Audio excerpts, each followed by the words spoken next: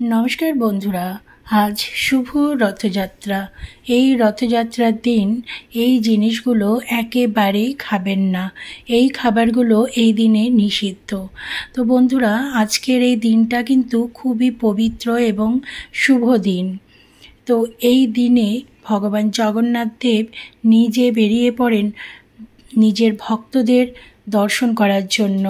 তাই কথায় আছে, জগন্নাথ দেব যেহেতু নিজে বেরিয়ে পড়েন, তো জগন্নাথ দেবকে রথে চলা অবস্থায় যদি কোনো ব্যক্তি তাকে দর্শন করেন, তাহলে কিন্তু তার আর পুনর্জন্ম হয় না। তো বন্ধুরা, এই শুভ দিনে কি কি খাবেন না সেগুলো তো অবশ্যই বলবো, কিন্তু তার সাথে আপনাদের সামনে শেয়ার করব যে ভগবান জগন্নাথের প্রিয় ফুল কি, প্রিয় ফল কি, প্রিয় মিষ্টি কী, এবং আপনারা আপনাদের সাধ্যমতো কোন কোন জিনিস ভগবান জগন্নাথ দেবের সামনে নিবেদন করবেন। তার আগে বলি, জগন্নাথ দেবের সবথেকে প্রিয় খাবার হচ্ছে খিচুড়ি ভোগ, মানে কর্মাবাইয়ের খিচুড়ি। এই খিচুড়ি না খেয়ে তিনি কিন্তু অন্য কোনো খাদ্য গ্রহণ করেন না। এই বিষয়ে একটা সুন্দর গল্প আছে, যেটা আপনাদের সামনে শেয়ার করব। তো বন্ধুরা, জগন্নাথ দেবের এই গল্পটি যখন আপনারা শুনবেন, তখন আপনারা জয় জগন্নাথ নাম স্মরণ করবেন, তাতে আপনারাও সমৃদ্ধ হবেন। তো চলুন, আমি আজকে আপনাদের সামনে এই খিচুড়ি ভোগ নিয়ে আলোচনা করব। জগন্নাথ দেবের খুব প্রিয় খাবার কিন্তু এই খিচুড়ি। তো এই রথযাত্রার দিনকে এই ভোগ আপনারাও কিন্তু ঘরে তৈরি করে নিবেদন করতে পারেন অবশ্যই। কর্মাবাই খিচুড়ির যে কাহিনী, তার মূল হচ্ছে কর্মাবাই নামক একজন বৃদ্ধা। কর্মাবাই নামে একজন বৃদ্ধা পুরীতে বাস করতেন।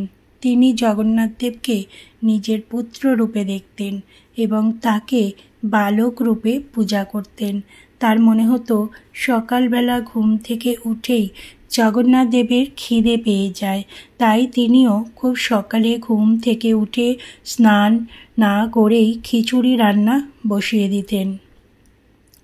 সকাল সকাল বালক রূপ ধরে জগন্নাথ দেব কর্মাবাইয়ের পর্ণকুটিরে যেতেন এবং সেই খিচুড়ি খেয়ে ক্ষুধা নিবারণ করতেন। এই খিচুড়ির স্বাদ ছিল তার বড়ই প্রিয়। এইভাবেই চলছিল। একদিন এক সাধু কর্মাবাইকে স্নান না করেই খিচুড়ি রান্না করে জগন্নাথ দেবকে ভোগ নিবেদন করতে দেখেন। তিনি কর্মাবাইকে নিষেধ করে বলেন যে প্রভুর ভোগ রান্না এবং নিবেদনের আগে শুদ্ধ হতে হবে। পরদিন সাধুর কথা মতো কর্মাবাই স্নান সেরে নিয়ম মেনে যখন জগন্নাথ দেবকে খিচুড়ি ভোগ দেন, তখন বেলা গড়িয়ে মন্দিরে দুপুরের ভোগের সময় হয়ে গিয়েছিল। এদিকে সকাল থেকে কিছু না খেতে পেয়ে জগন্নাথ দেব ক্ষুধার্ত হয়ে পড়েন। কর্মাবাইয়ের খিচুড়ি হতেই গপ গপ করে সেই খিচুড়ি খেয়ে মন্দিরে ফেরেন।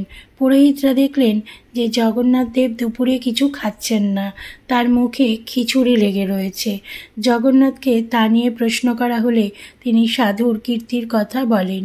তার মুখে সমস্ত কথা শুনে মন্দিরে পুরোহিতেরা লজ্জিত এবং অনুতপ্ত হন এবং কর্মাবাইয়ের কাছে ক্ষমা প্রার্থনা করে বলেন যে তিনি যেন আগের মতোই সকালে স্নানের আগেই জগন্নাথের জন্য খিচুড়ি রান্না করে ভোগ নিবেদন করেন।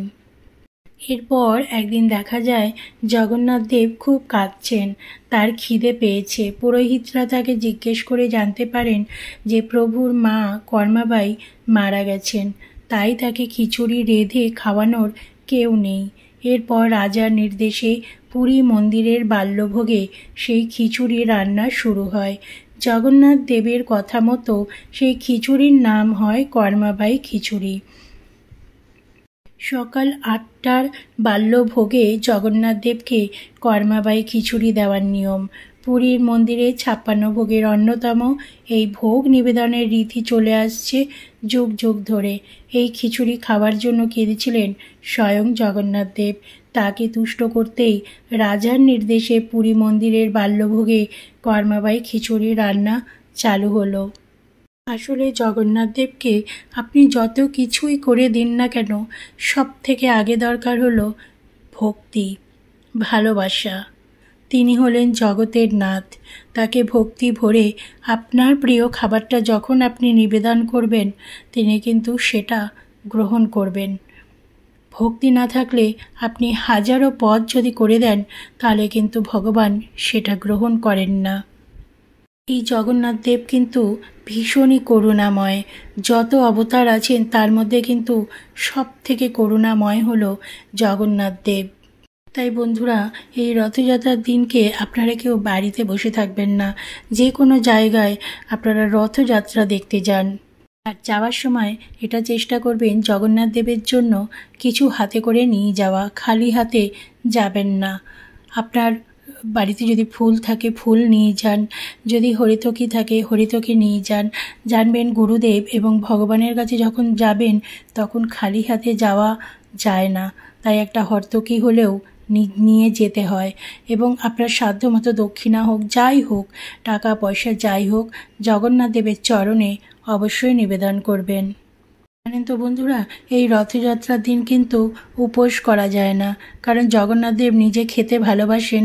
তাই উনিও চান ওনার ভক্তরাও সেদিনকে যেন খেয়ে থাকেন প্রসাদ, মানে ভগবানের প্রসাদ খেয়ে থাকুন, উপবাস করবেন না, তাহলে জগন্নাথ দেব কিন্তু নিজে কষ্ট পাবেন। এই দিনে চেষ্টা করবেন যার যার সামর্থ্য মতো কিছু দান করা। আপনার যদি সামর্থ্য থাকে টাকা পয়সা দেওয়া বা বস্ত্র দেওয়া, অন্ন দেওয়া, যাই হোক না কেন, কিছু না কিছু দিয়ে কোনো মানুষকে যার খুব দরকার তাকে সাহায্য করবেন। আর যদি আপনার সেই সামর্থ্য না থাকে তাহলে আপনি আপনার শ্রম দিয়ে সাহায্য করবেন। কোনো মন্দিরে যাবেন, সেখানে গিয়ে হয়তো খাবার পরিবেশন করলেন, বা খাওয়ার যে পাতাগুলো থাকে তুলে দিলেন, বা মন্দিরটা ঝাড়ু দিয়ে পরিষ্কার করে দিলেন। জানবেন এই দিনে আপনি ভগবানের কাজ করছেন, আপনার কিন্তু অনেক পুণ্যি হবে তাতে। এরপর বলি যে প্রভু জগন্নাথের প্রিয় ফল কিন্তু কাঁঠাল। যদি কাঁঠাল নিবেদন করতে পারেন খুব ভালো হয়। প্রিয় মিষ্টি মালপোয়া, মালপোয়াও আপনারা নিবেদন করতে পারেন জগন্নাথ দেবের সামনে। বন্ধুরা, জগন্নাথ দেবকে পুজোর সময় অবশ্যই দিতে হবে তুলসী পাতা। তুলসীর মালা পরাতে চাইলে তাতে ছেদ করা যাবে না। 54 অথবা 108টি তুলসী পাতার মালা দেওয়া যেতে পারে জগন্নাথ দেবকে। যেহেতু জগন্নাথ দেবের সুগন্ধি ফুল ভীষণ প্রিয়, তাই এই দিন তাকে জুঁই ফুলও নিবেদন করতে পারেন নিশ্চিন্তে। রথযাত্রার মতো শুভ দিনে জগন্নাথ দেবের চরণে জুঁই ফুল অর্পণ করলে তার কৃপা পাওয়া যায়। এছাড়াও অবশ্যই জগন্নাথ দেবকে রথযাত্রার দিনে অর্পণ করুন গাঁদা ফুল। গাঁদা ফুলের মালা দিয়ে সাজান জগন্নাথ দেবকে। বাড়িতে জগন্নাথ দেবের মূর্তি থাকলে জায়গাটিকে গাঁদা ফুল দিয়ে সাজিয়ে তুলতে পারেন। ভগবানের প্রিয় এই ফুল দিয়ে তাকে পুজো করলে জগন্নাথ দেব খুশি হবেন। এবার চলুন বন্ধুরা, কি কি খাবেন না সেটা বলে দিই। কলমি শাক এই দিনে খাবেন না, কলমি শাক খাওয়া নিষেধ। আর মাছ, মাংস, ডিম, পেঁয়াজ, রসুন একদমই খাবেন না, কারণ এইসব খাবার এই জগন্নাথ প্রভুর এই দিনে খাওয়া একদমই নিষেধ। তাই নিরামিষ আহার করবেন। আর যারা নেশা করেন, যে কোনো নেশা দ্রব্য কিন্তু বর্জনীয়। নেশা করা একেবারেই খারাপ প্রত্যেক দিনের জন্যই, কিন্তু এই দিনে কিন্তু একেবারেই করবেন না, তাহলে প্রভু জগন্নাথ দেব রুষ্ট হবেন এবং আপনি তার আশীর্বাদ থেকে কিন্তু বঞ্চিত হবেন। তাই বলি বন্ধুরা, এই ধরনের খাবারগুলো বাদ দিন, বাদ দিয়ে নিজেরা ভালো থাকুন, সুন্দরভাবে থাকুন, নিরামিষ আহার করুন। মিষ্টি, দুধ, ফল, নিরামিষ খিচুড়ি, পায়েস এই সমস্ত খান। মাছ, মাংস এসব খাবেন না। দেখুন ভালো থাকবেন। তো বন্ধুরা, ভালো থাকুন, সুস্থ থাকুন।